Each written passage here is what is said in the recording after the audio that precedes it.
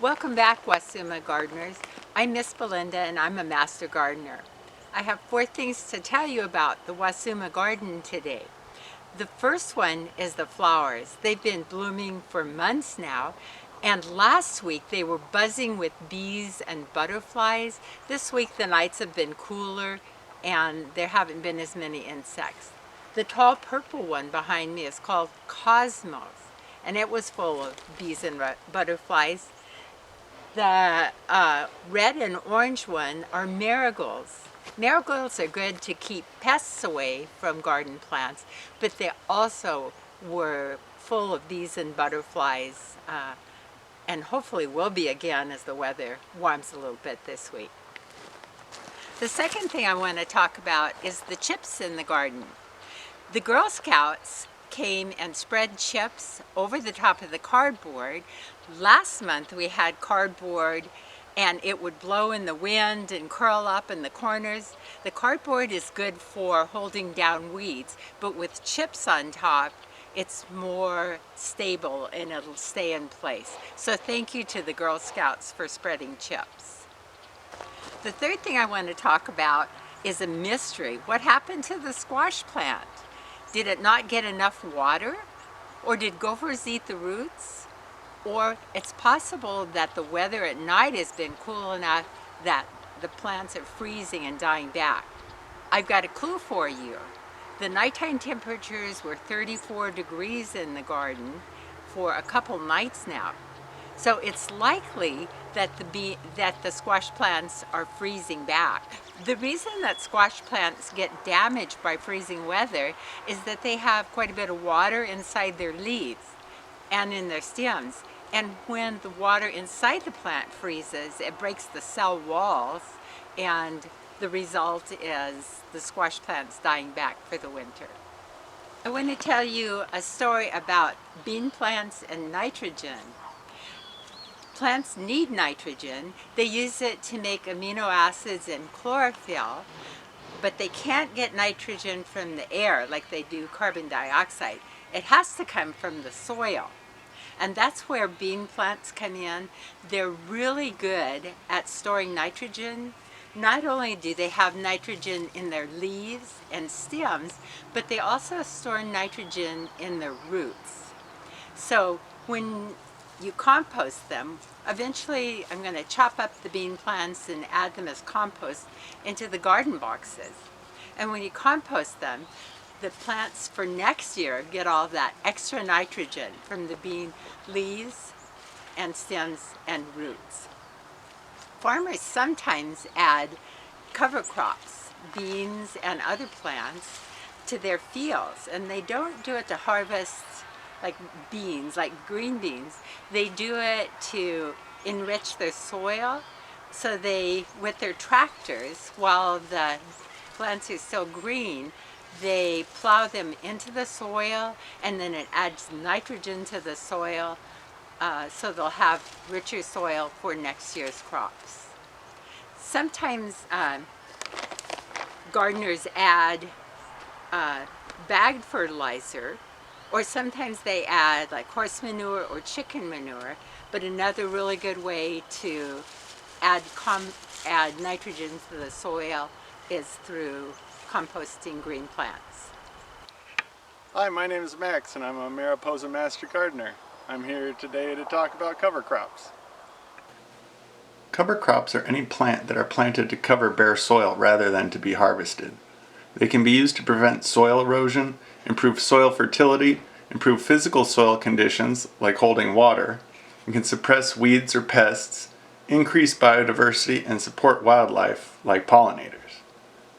The most common use for cover crops is to improve soil quality during the winter when gardens and farms are not producing any other crops.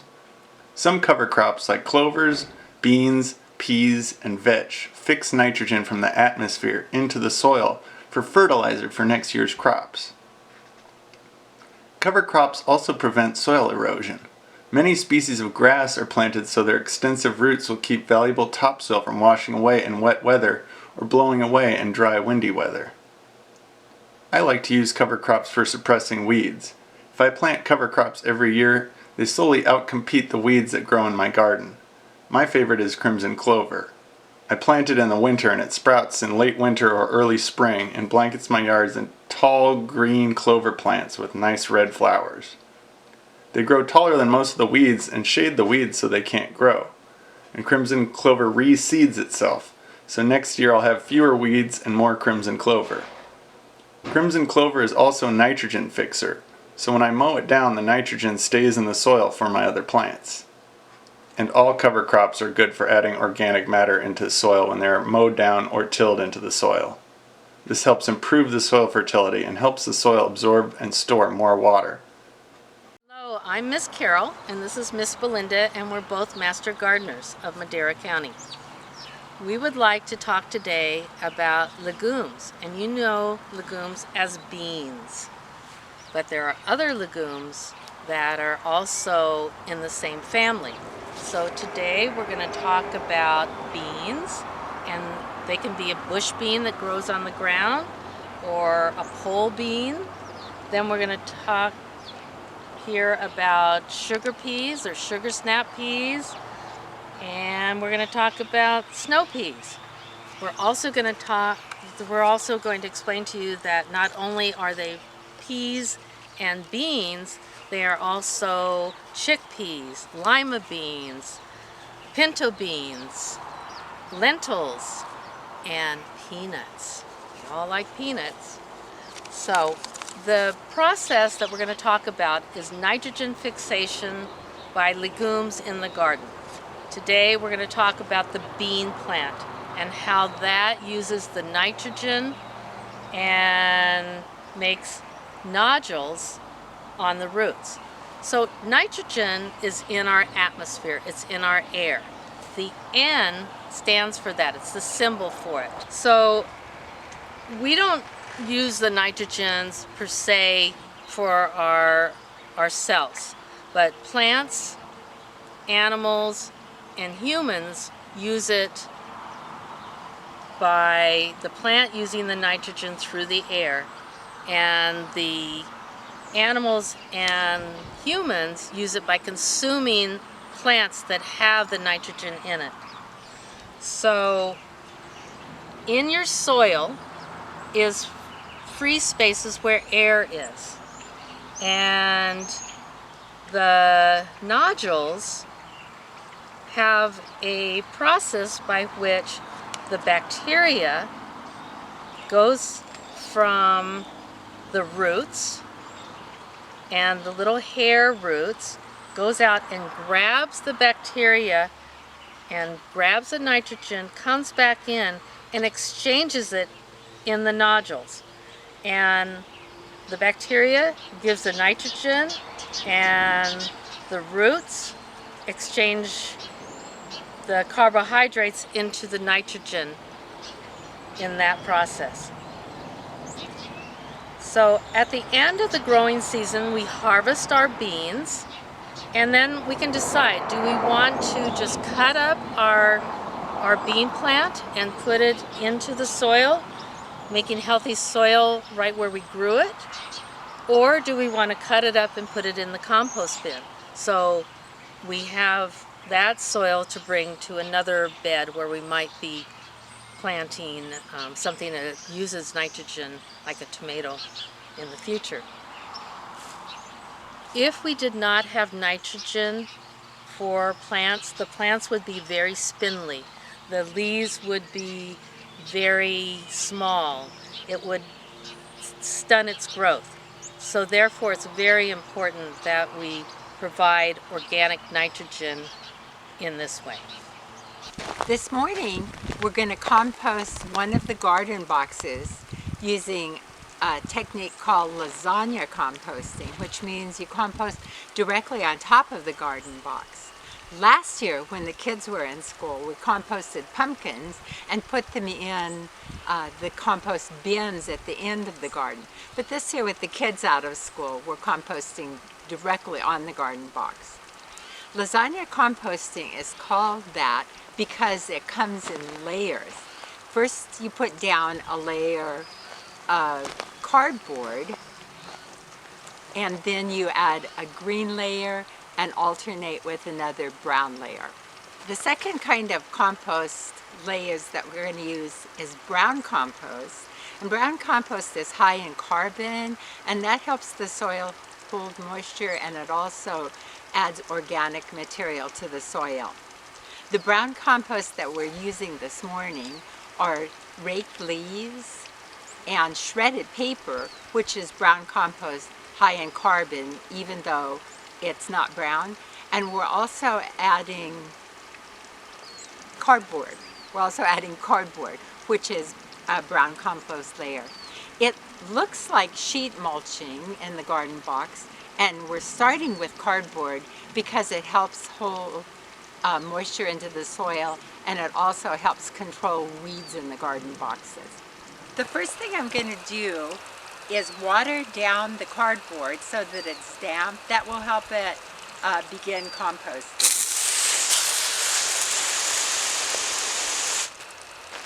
That's the layer of brown compost, and it's right on top of the garden box.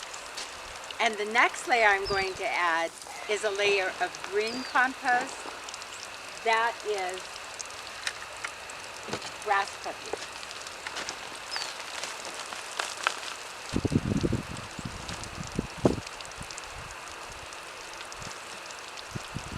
On top of the grass clippings, I'm going to add the chopped bean plants from other garden boxes.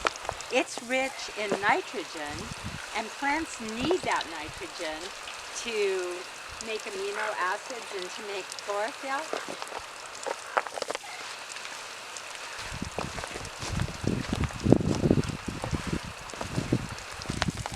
I'm going to add a little bit of organic fertilizer to the green layer, because when microorganisms work on the compost, they start by using nitrogen, and then later they add nitrogen to the soil.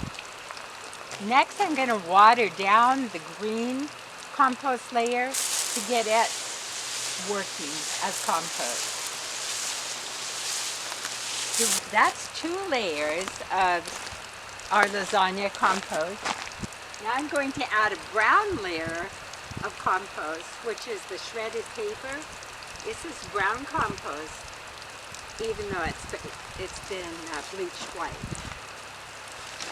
And it's high in carbon, which adds moisture to the soil.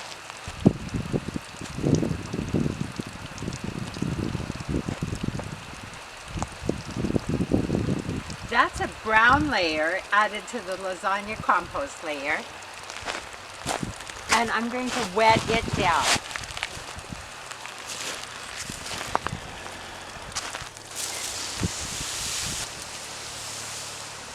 All right, we have 2 brown layers, which are high in carbon, and 1 green layer, which is higher in nitrogen. And now I'm going to add rabbit manure to the lasagna compost, and it's high in nitrogen.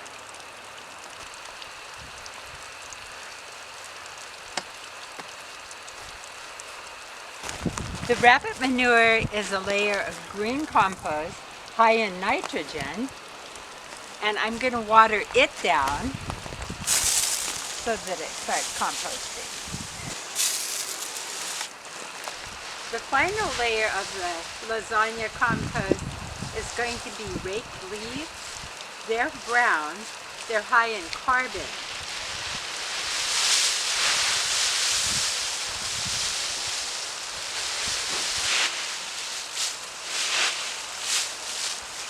This is our last layer of lasagna composting. We have green and brown layers alternating, and one is high in nitrogen and the other is high in carbon. I'm going to water the leaves down so that they start composting. One rule for composting is to keep the compost about as damp as a wrung out sponge. And since it hasn't rained yet, that might mean compost or watering your compost bed.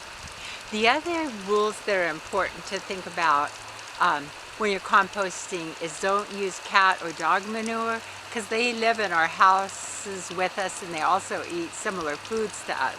So while Horse manure and chicken manure are okay, dog and cat manure are not. The other rule is don't compost meat scraps or dairy because animals will come to the compost pile looking for things to eat, and you don't want that. Wasuma Gardener's lasagna composting is something that you can do at home as long as you have about equal amounts of green compost, which could be leftovers from your kitchen, vegetable peels, grass clippings, or any kind of a horse manure or chicken manure. And then your other layers would be the brown layers like shredded paper. You can use chips or you can use the rake leaves. I put cardboard down first, as we did in sheet mulching, to control the weeds in the garden box. And that's a good way to start with your garden box. Or if you have an area where you want to control the weeds, you can sheet mulch and compost directly on top of the weeds. I hope to see you back soon in the garden, Wasuma Gardeners. Hi, I'm Miss Sharon, one of the Master Gardeners, and today we're going to be looking at how to prune blackberries. Now the reason we prune blackberries is because if we don't, we're going to have a big tangled mess and you're not going to be able to get in there and pick any of the blackberries, as well as the fact that your blackberries will be much smaller if you don't prune them back. If you want big juicy blackberries, you want to prune them every year. So the first thing we need to do when we're pruning the blackberries is we want to get rid of all of the old canes. So all of the plant material that has had blackberries on it this last year, that needs to go. We don't want that around anymore. So let's see if we can't start taking some of that off. So you can see these were where the blackberries were last year. So you need to take all of this off. And sometimes the canes are so big and so intertwined with each other, you have to start at the top and work your way down to get to the bottom of the canes. So we're going to see how we can get all of this off.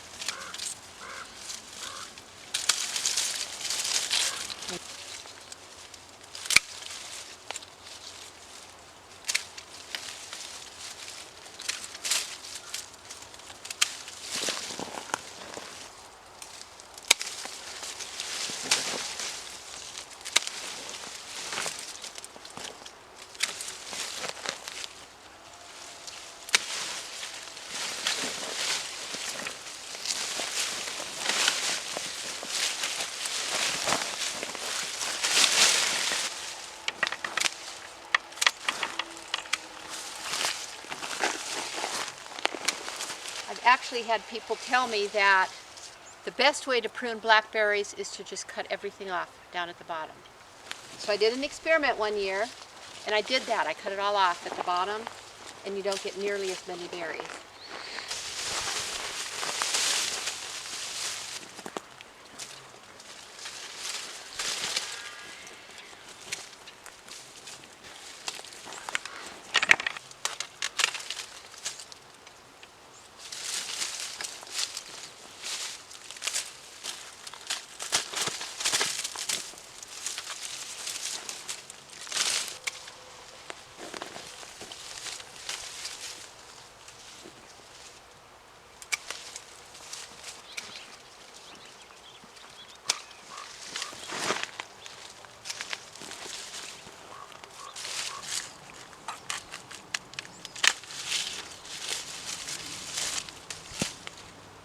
So what we have left here is we've got probably 5 or 6 small new stalks that are going to grow and produce a lot of berries. What's going to need to be done is these just need to be attached or trained to the fence or wires so that they won't be laying down in the. This one needs to be trimmed so they won't be laying down in the garden, in the walkway. And that should produce lots of berries for next year.